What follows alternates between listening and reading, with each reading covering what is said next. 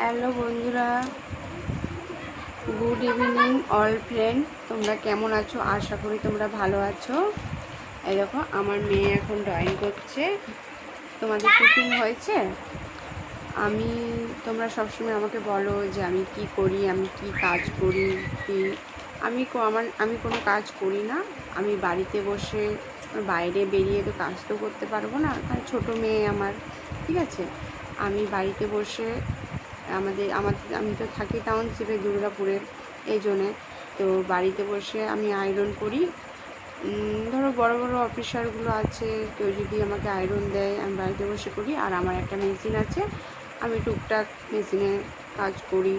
এবার পুজোর টাইম আসছে, টুকটাক কেউ যদি আমাকে দেয় তাহলে আমি করি, নাহলে তো কোনো কিছু হয় না। আর আমারও আজকে খুব মনটা খারাপ, কারণ আমার বর 4 দিন হয়ে গেল জল ঢালতে গেছে। কোথায় বেশ মনে পড়ছে না জায়গাটা, মনে পড়লে তোমাদেরকে আমি বলে দেবো কোথায়। হ্যাঁ, দেওঘর। ঠিক, আমার মেয়ে আমাকে মনে করিয়ে দিল আমার বর দেওঘর গেছে। তাই কালকে খুব মনে পড়ছিল, আজকেও খুব থাকলে ভালো লাগে সবার গাড়ি। হ্যাঁ, এত দূর হাঁটা খুবই কষ্ট। আমার মেয়েও আজকে সকাল থেকে অনেক কান্নাকাটি করছে যে বাবা কখন আসবে।